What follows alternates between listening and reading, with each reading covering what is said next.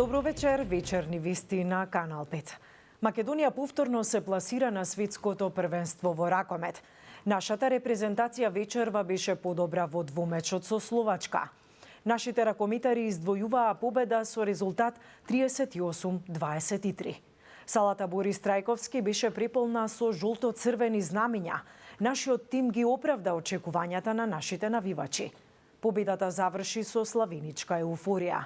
За пласманот на светското првенство 2027 во Германија се изборија 32 репрезентации, а Македонија е меѓу нив.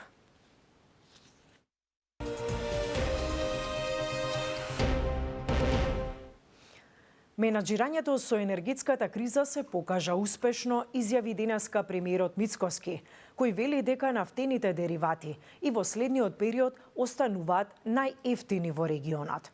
Вчера владата ги продолжи мерките за намалени акцизи за дериватите и повластината стапка на ДДВ од 10% за бензините до 1 јуни. Според премиерот, ваквата одлука, освен најниски цени, ќе обезбеди стабилност и зачувување на животниот стандард. Мицкоски изјави дека владата не размислува во насока да се ограничува точењето на горива за странци. Иако состојбата поради глобалната неизвестност ја оцени како тешка, Мицкоски изјави дека ударот врз државниот буџет не е голем и вели дека преку ребалансот ќе се направи едно оптимално решение за да има средства и за капитални проекти, но и за плати, пензии и социјални трансфери. Консултациите за ребалансот кој почнаа неделава се во тек. Мицкоски уверува дека ликвидноста на буџетот не е доведена во прашање. Оваа година со се камати треба 3 милиарди евра да вратиме, некои стари задолжувања.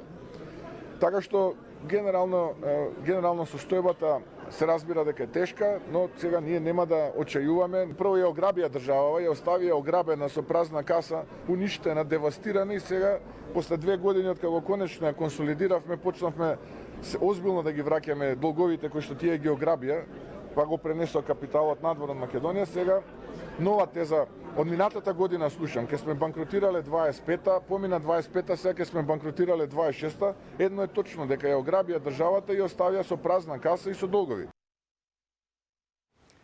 И лидерот на СДСМ Филипче тврди дека е подготвен за избори.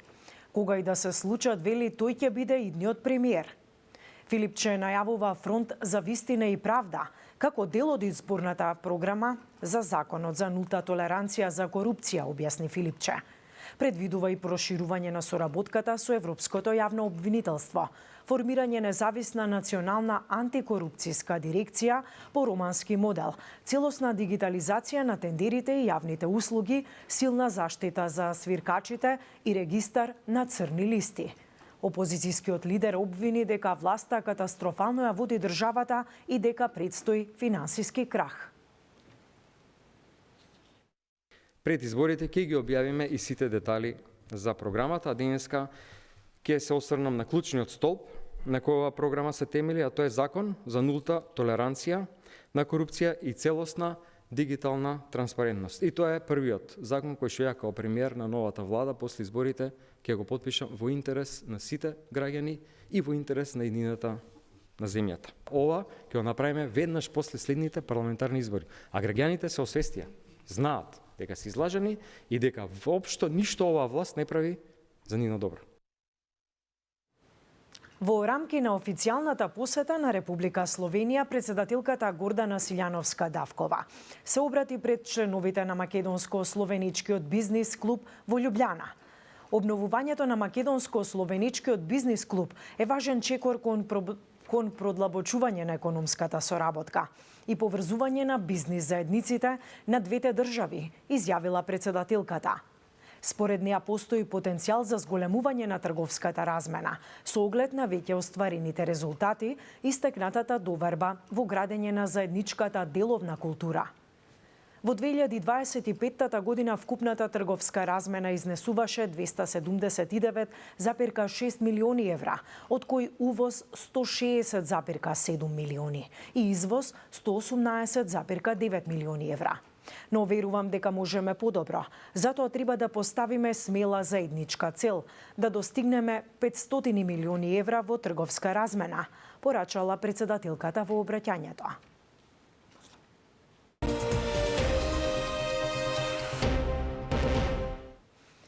Обвинителството побара краткотраен притвор за 19-годишникот од Бојане, осомничен за убиство на 18-годишно момче, исто така од Бојане. Јавен обвинител издал налог за обдукција на телото на починатиот, како и наредби за вештачење на траги и за вештачење на споредбени анализи за оружјето со кое се смета дека било извршено убиството. Краткотрајниот притвор од 48 часа е побаран заради обезбедување на сите докази и формално отворање на истрага, пред се заради опасност од негово бегство, прикривање на докази, влијание на сведоци и ризик да изврши друго кривично дело. Полицијата го апсила ноќеска по пријава на неговиот татко. Засега нема детали за можните причини за убиството.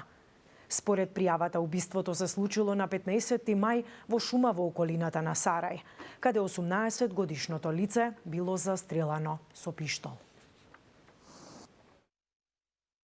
Од страна на полициски службеници, МБ е приведен во полициска станица, а пронајдени се и телото на БД и пиштолот со кој е извршено убиството.